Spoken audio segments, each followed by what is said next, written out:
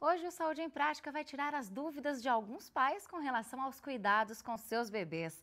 Alimentação, cólicas, medicamentos, sono, imunidade, essas e outras questões você confere no Saúde em Prática que começa agora.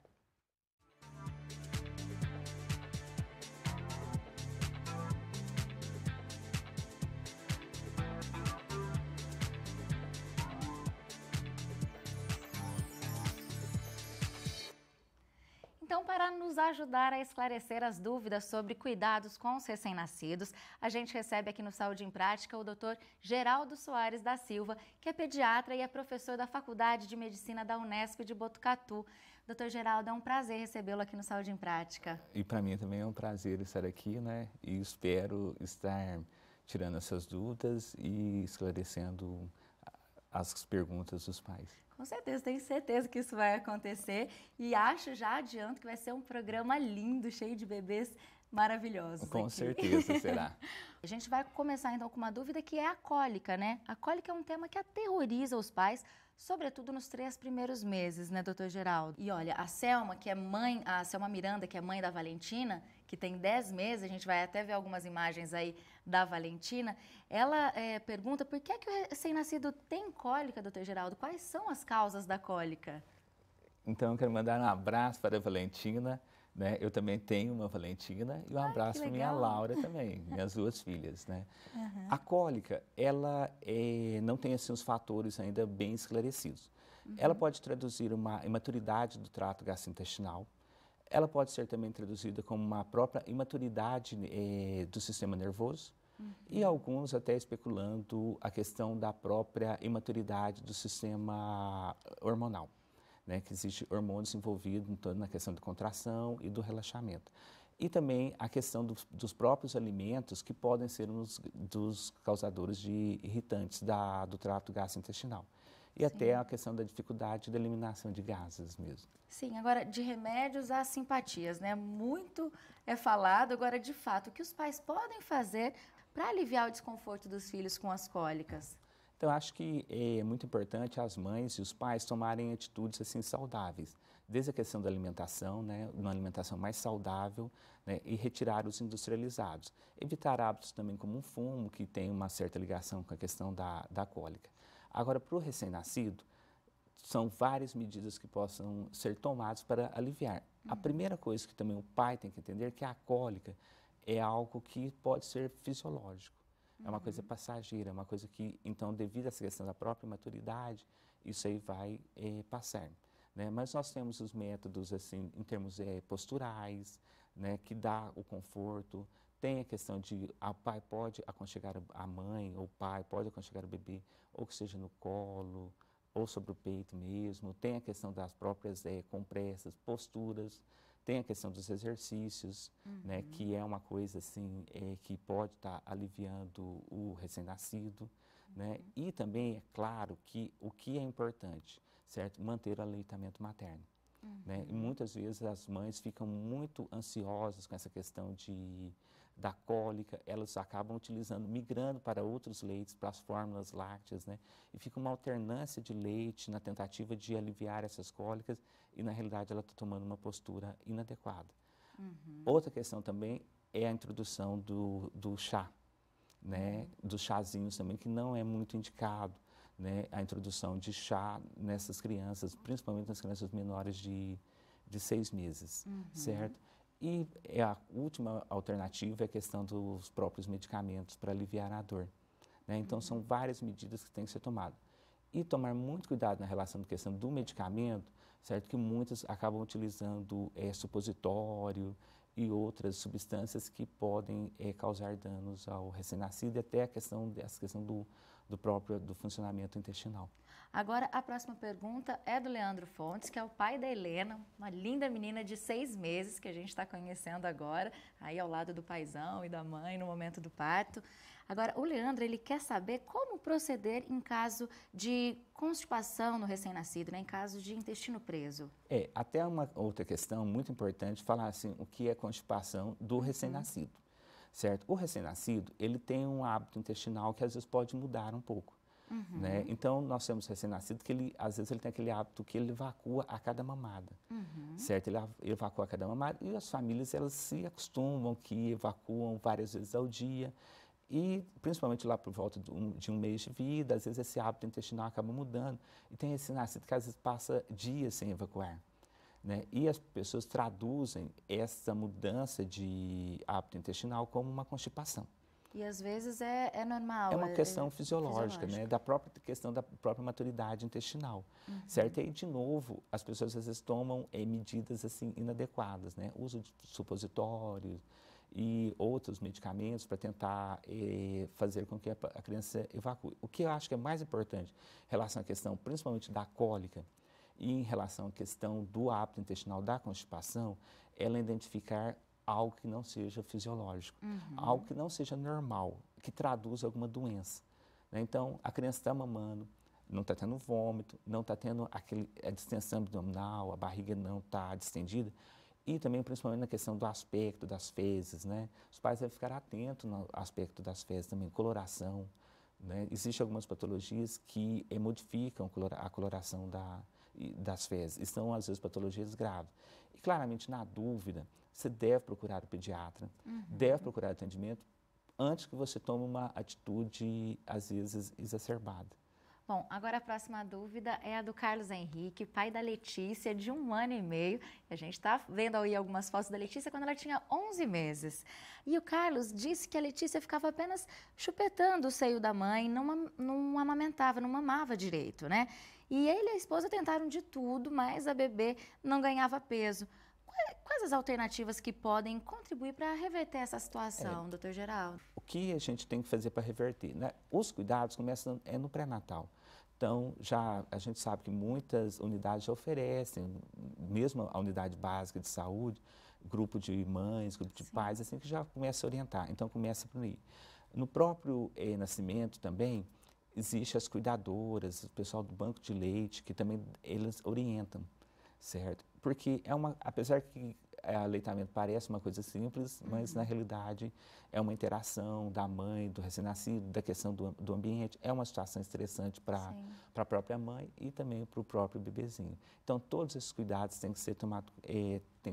A técnica do aleitamento também é muito importante, certo? O leite materno, ele muda a composição durante a mamada, então, isso, às vezes, o recém-nascido, dependendo da técnica, alternância de mama, ele não fica satisfeito, aí ele passa a buscar várias vezes ao longo do dia, no momento, ele não fica satisfeito, mama mais, mas mama de maneira incorreta, mama o leite anterior, que não tem um aporte calórico adequado, e isso vai gerando uma situação de estresse também para a mãe, né? Porque ao longo do dia e da noite ela fica mais requisitada e ela começa a achar que o leite dela não tem um aporte adequado e acaba tomando de novo medidas, migra para um leite que não é adequado, certo? E de novo esclarecendo, certo? Existe a possibilidade de outras patologias também, na verdade, que às vezes pode causar esses quadros, que a criança fica irritadiça, fica querendo mamar toda hora, refluxo, então tem que ser investigado e acompanhado. Bom, agora a gente vai ver o João Moretti, que apresenta o programa Ciência Sem Limites aqui na TV Unesp também. Ele é pai do João Miguel, de 1 ano e 8 meses. Olha ele aí na tela do Saúde em Prática. E o João Moretti, ele tem uma dúvida, doutor Geraldo, que ele quer saber sobre a melatonina. Qual a função dela no organismo, né, e a importância dela para os recém-nascidos? A melatonina, ela é um hormônio produzido pela glândula pineal. Fica na base do cérebro, né? A melatonina, ela é inibida a produção no sol, na claridade. Certo? Então, a grande produção é à noite, né? Então, ela induz a questão do sono. Então, num primeiro momento, ela está relacionada com essa questão, dessa nossa questão de vigia e sono, certo? Outros, como eu citei anteriormente, citam também ela numa função da questão da cólica, né? Que ela tem uma função de contrações, certo? No intestino. Né? Então, o recém-nascido, a criança, ela pode ter interferências, principalmente nessa questão da vigia e do sono. Inclusive, o recém-nascido, ele vai estabilizar essa produção de melatonina aproximadamente por volta dos 3 meses. Interessante. E a melatonina, ela tem alguma relação com a amamentação, doutor Geraldo? Então, a melatonina, ela é um derivado do triptofano, certo? O triptofano, ele é um aminoácido essencial. Então, ele está presente no... O que significa aminoácido essencial? Ele é um derivado, é uma unidade da proteína, certo? Então, ele está presente em alimentos ricos com proteína. E sendo um aminoácido essencial, significa que o nosso corpo não sintetiza. A gente recebe pelo alimento, certo? Então, eu vou receber pelo aleitamento. Entendi agora. O João, inclusive, né, o João Moretti perguntou se os bebês que não foram amamentados, né, com o leite materno podem ter problemas por conta da ausência desse hormônio, né? Tem como compensar de outra forma a melatonina no organismo dos bebês? Eu acho que até o momento a reposição da melatonina, ela no Brasil, eu acho que não está liberada ainda pela Anvisa, está registrado. E no caso que se o recém-nascido não está recebendo leite materno, ou que seja uma criança maior, né, certo? Então deveria dar uma dieta rica em aminoácidos, né, rica em proteína, certo? Que algumas fórmulas lácteas, claramente, o leite é um grande fonte desse aminoácido, né? Mas também nós temos outros alimentos, como ovos, carnes, alguns grãos, como ervilha, e até outros alimentos que também têm uma menor quantidade também, né? Brócolis, batata. Mas que podem ajudar a substituir. Certo. Então, de novo, reforçando, né? É uma dieta saudável, né? Com certeza. Bom, a gente vai para um breve intervalo. No próximo bloco, vamos falar sobre alimentação, chupeta e sono noturno. Então, continue com a gente.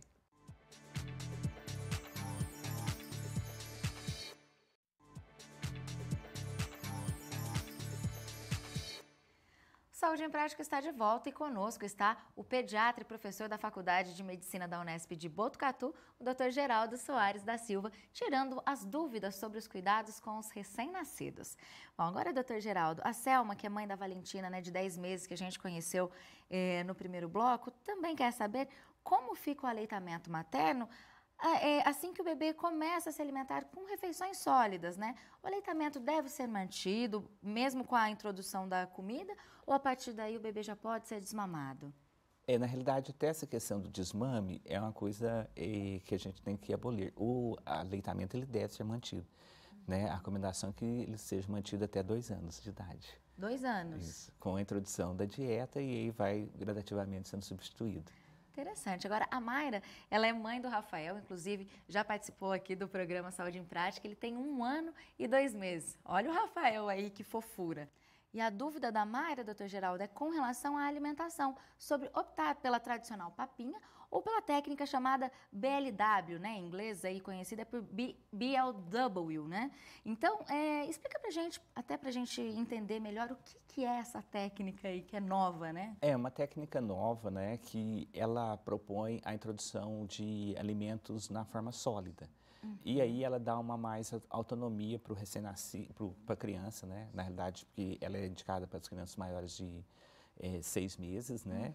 E ela dá uma mais autonomia, de modo que ele possa pegar com a mão e escolher, ele comer, ele manusear. Então, ela tem toda essa questão que ela favorece todo o contato dessa criança com o alimento, certo? A crítica em comparação com a papinha, às vezes alguns falam, nutricionistas, questionam se o recém-nascido vai ter condição de saber o que é o essencial, o suficiente. E a outra crítica também é as condições, né? Porque o recém-nascido ele tem que ter uma certa, a criança, né, tem que ter uma certa autonomia. Até a questão postural, né? Porque ele já tem que estar conseguindo pelo menos ficar um pouco ereto, né, uma postura, e ele ter condição de estar pegando, colocando na boca, e a questão da dificuldade da própria deglutição. Sim. Agora é minha vez também, viu, gente? Eu ainda não tenho filhos, mas tenho 2 lindas sobrinhas que eu sou apaixonada, que é a Isabela, de 2 anos, e a Isadora, de 5 anos, está aí com os seus pais. Coisa linda, as delícias da minha vida. E a minha dúvida, doutor, é sobre o açúcar. A gente deve inserir o açúcar na alimentação das crianças? A partir de qual idade isso pode acontecer? Essa questão da introdução do açúcar gera discussões calorosas, né? Sim. Certo? Se eu perguntar para alguém, vai falar assim, nunca. certo? Mas a gente sabe que mostram estudos que o açúcar dia após dia está sendo introduzido precocemente, certo? Eu acho que você deve adiar o máximo possível. Né? Tem estudos em creche, né, em São Paulo, que mostram a introdução em crianças menores de 1 ano, né, de maneira inadequada, né, na forma de refrigerante ou produtos industrializados. Melhor evitar o quanto pode, Isso, ao sem máximo. dúvida alguma. E tem algum tipo específico de açúcar que é mais indicado para começar essa inserção ou não, é melhor evitar? Na realidade, o açúcar mais indicado é o da própria fruta. Nós que adultos que temos essa grande preferência por açúcar, né, e por alimentos que têm um alto teor, né, da questão do próprio gosto. Mas a criança, ela também não sabe muitos, né? Ela está aprendendo sabores, né?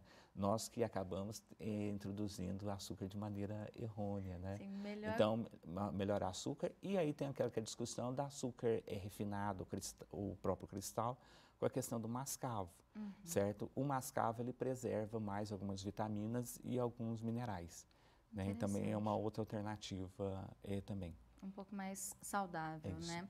Agora, doutor, no caso do sal, ele pode ser colocado já no preparo das papinhas ou o ideal também é tentar prorrogar um pouquinho? O sal, as recomendações é o uso moderado, pequeno, certo? E pode ser a partir da questão da introdução das papinhas, né? Já pode certo? começar. Principalmente a partir de 6 meses, mas sempre em pequenas quantidades. Que tanto a questão do açúcar e do sal é uma preocupação das doenças com repercussões no futuro, né? Agora, o Ricardo Poletini, ele é pai da Gabriela, que já tem 1 ano e 1 mês, e ele quer saber sobre a chupeta. Enfim, dar ou não dar a chupeta, doutor?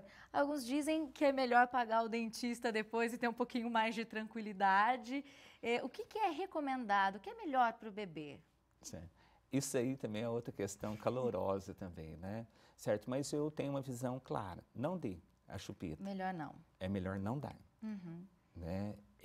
Até uma questão assim que está falando assim sobre a questão de o que será melhor, né? Gastar com o psicólogo ou com o dentista, né? Na realidade, eu queria mandar um abraço para minhas amigas de Botucatu, psicólogas, né?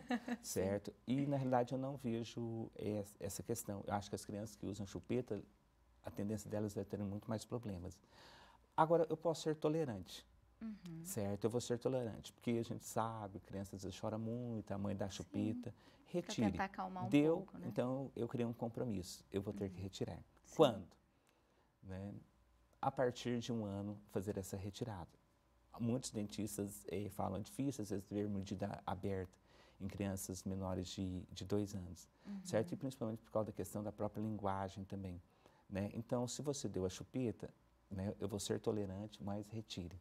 Retire até 1 ano, né? A partir de 1 ano até já 1 ano, a tirar. eu acho que, porque principalmente depois fica muito difícil. E a gente vê crianças com 12 anos usando chupeta. Interessante. Bom, agora a próxima pergunta é da Arielle Kise. Ela é mãe do Lucas, que é um lindo bebê também. Olha só que delícia. E que ele tem 10 meses. E aí a Arielle quer saber como voltar a fazer o Lucas dormir a noite toda no berço, no quarto dele e sem traumas, doutor Geraldo. Porque ela conta que até os 5 meses ele dormia muito bem, mas após esse período ele acorda de hora em hora, chorando e só se acalma depois de amamentar. O que fazer? Isso é uma questão importante e ela até cita assim, após os 5 meses, né? Que é um período também que a criança ela tem as percepções de ausência. E é uma coisa interessante que a partir de 6 meses também ele começa a mudar um pouquinho o padrão dele de sono. E é até interessante que ele deveria estar aumentando o período de sono. E é o que eu vejo, ele está diminuindo. Existem várias técnicas, né? As técnicas comportamentais, que você vai lá e dá todos os cuidados do recém-nascido. Existem técnicas também que falam da questão do ignorar. Eu ignoro um tempo, né? A questão das queixas, porque a gente sabe que o recém-nascido vai o despertar e depois vai estar voltando a dormir, certo? Ou aquela questão também de você dar assistência e depois ignora, certo? Então, mas aí tem que ver muito o perfil da pessoa, então conversa com o pediatra e principalmente porque a situação, de novo, para descartar alguma patologia, né? Que, teoricamente, a partir de 6 meses já começa também a ter uma mudança das questões do sono. Então, era para ter um espaço maior de Interessante. intervalo. Bom, a gente vai fazer mais um rápido intervalo. No próximo bloco, a gente segue falando sobre os cuidados com os recém-nascidos. Saúde em Prática volta já.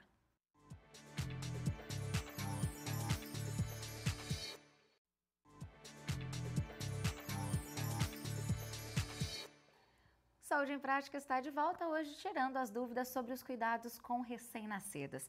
E o nosso convidado é o Dr. Geraldo Soares da Silva, pediatra e professor da Faculdade de Medicina da Unesp de Botucatu. Dr. Geraldo, a gente encerrou o último bloco com a Arielle, né, que é mãe do Lucas, que nós conhecemos agora há pouco, e ela tem outra dúvida, que é sobre a escovação. Como o Lucas só dorme amamentando, como ela disse, ela fica preocupada se ele corre risco de contrair cáries. Claramente corre risco, né? Agora, se for leite materno, sem dúvida alguma, é o menor risco. O grande problema é a questão, principalmente, da cárie entre aspas, de mamadeira, né? Que é aquelas crianças que a mãe utiliza fórmulas e dá mamadeira e a criança dorme mamando, certo? Isso aí, sem dúvida alguma, não só um risco para a dentição, mas também até um risco de aspiração, que deve ser evitado. Agora, após nascer os primeiros dentinhos, já deve ser iniciado a utilização do fio dental no bebê ou não? Com poucos dentes, só a escovação basta, doutor As Geraldo? recomendações assim, do fio dental, se perguntar para a dentista, falar, principalmente quando tem os contatos com os dentes. Certo? Mas se você for ver assim, de fabricantes, tudo, falam, a partir de 4 anos, né, a criança já deve ser feita, mas com o auxílio dos pais, e sozinho a partir de 8 anos. Mas eu acho que principalmente essa questão dos cuidados já iniciar precocemente, para a criança já começar pegando os hábitos, não só a questão do fio dental, que é muito importante, mas a própria escovação. Legal.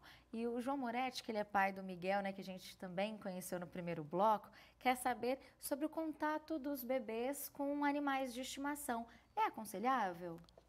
Aí depende também, principalmente, a questão da faixa etária, certo? Os animais, eles podem transmitir doenças, né? O gato, né? Outros animais, cachorro, né? Principalmente questão de toxoplasmose, tudo. Claramente eu não vou estar evitando, mas principalmente os pequenos, né? O contato é um pouco mais restrito, né? Não deve ser tão incentivado assim. E quais as doenças os animais de estimação podem transmitir, doutora? Principalmente questão do gato, a própria toxoplasmose. Tem também, assim, é muito comum a larva migrans, né? Certo? Que a larva, que é o bicho geográfico, né? Que é comum, né? E outras doenças também. Legal. Agora, continuando falando, agora falando ainda sobre doenças, o João Moretti comentou também que depois que as crianças começam a frequentar a escolinha, começa aquele ciclo, né, de resfriados, alergias. E aí ele quer saber por que as crianças ficam tão vulneráveis a partir do momento que começam a frequentar as escolinhas. A questão é o próprio contato com outras crianças, né? Certo? Então, quanto maior o número de crianças, né, maior as possibilidades dela estar contraindo um vírus, né, que o predomínio, sem dúvida alguma, são as questões das conhecidas viroses, né? Principalmente nesse nosso período de inverno, entre aspas, né? Certo? Circula muito vírus que comprometem o sistema respiratório, né, causando vários quadros de infecções de vias altas, né? É um processo comum por causa do contato mesmo com as outras crianças, com o né? contato com as outras crianças, né? Tem a questão da própria imunidade também que está se estabelecendo e a questão da própria mudança. Existe a questão ambiental também, né? Que os pais têm que ficar atentos nas escolas, né? Porque a gente sabe que as questões alérgicas têm aumentado muito, sem dúvida alguma. Então, o pai também deve prestar atenção nessa questão ambiental. Legal. Agora, a Débora Triglia, que é mãe do Henrique, de 1 ano e 6 meses, também fez uma pergunta. Olha só que figurinha o Henrique. A dúvida da Débora é sobre a utilização de remédios no tratamento dos bebês. Ela quer saber se a gente deve priorizar os medicamentos alopáticos, a homeopatia, ou se seguir as receitas da vovó ainda é uma boa opção. A minha formação é como alopata, né? Então, claramente, eu vou ter a tendência de sugerir esses medicamentos, né? Que são os medicamentos que a gente tradicionais que a gente compra na farmácia ali, né? Certo, mas tem vários colegas que são da linha da homeopatia. Então, acho que aí vai da questão da preferência dos pais e também do profissional, certo? Sem dúvida alguma. Agora, sobre as receitas da vovó, aí a gente tem uma certa cuidado, né? Sem dúvida alguma. Eu acho que tem algumas coisas que é aceitável, algumas coisas que a gente tem que tomar um certo cuidado. Mas, na dúvida, procure o atendimento. Com né? certeza, Sem dúvida alguma, o pediatra vai ajudar a esclarecer, vai dizer se essa receita da vovó funciona ou essa não, né? E principalmente questão de danos, né? Sem dúvida alguma, né? Que existe algumas coisas na nossa tradição, costume, que pode levar a danos, Sim. sem dúvida alguma. E a Débora, mãe do Henrique aí, que a gente acabou de mostrar, esse bebê lindo, ele quer saber também se os bebês podem fazer uso de antibióticos, se há contraindicações. Os antibióticos, eles são amplamente utilizados, né? E recentemente eles começaram a ficar controlados, certo? Claramente, se tiver indicação, os recém-nascidos, né, ou as crianças devem utilizar antibióticos. Devem ser indicados por indicação médica. Indicação médica. Então, eles podem utilizar, mas com as indicações formais. Doutor Geraldo, mais uma dúvida em relação à alimentação. Algumas mães têm dificuldade de inserir os alimentos salgados. Às vezes, os bebês rejeitam um pouco, tem um pouquinho de dificuldade nesse processo. Tem alguma dica para que ajude essas mães a conseguir inserir bem a alimentação salgada para os bebês? Da questão da papa principal. Certo? Primeiro que é utilizar o mínimo de sal possível. Sim. Né? Que essa questão de sal, às vezes, muitas vezes, é o gosto do próprio sal. Porque do próprio adulto, né? Certo? Acho que não tem muita questão de receita. Acho que, assim, existe uma recomendação dos 10 passos de uma alimentação saudável. E lá fala, é uma refeição muito variada. Ele até usa uma expressão assim, colorida. Certo? Então, ser o mais variado possível, fazendo as introduções gradativamente, né? Porque aí você vai também se ajustando e às vezes vendo a preferência da criança, né? Nos diferentes alimentos e sabores, né? Tentando apresentar sabores diferentes. Isso, apresentar sabores diferentes de maneira gradativa. Legal. Doutor Geraldo, foi um prazer recebê-lo aqui no Saúde em Prática, tirar todas essas dúvidas. Então, quero agradecer a sua presença aqui. Obrigada. Eu agradeço, sem dúvida alguma, o convite, né? E espero estar aqui outras vezes. Vai ser um prazer recebê-lo novamente. Bom, lembrando que você aí de casa pode rever este programa e todos os já exibidos em nosso site. E a gente se encontra, claro, na semana que vem. Então, até lá. Tchau, tchau.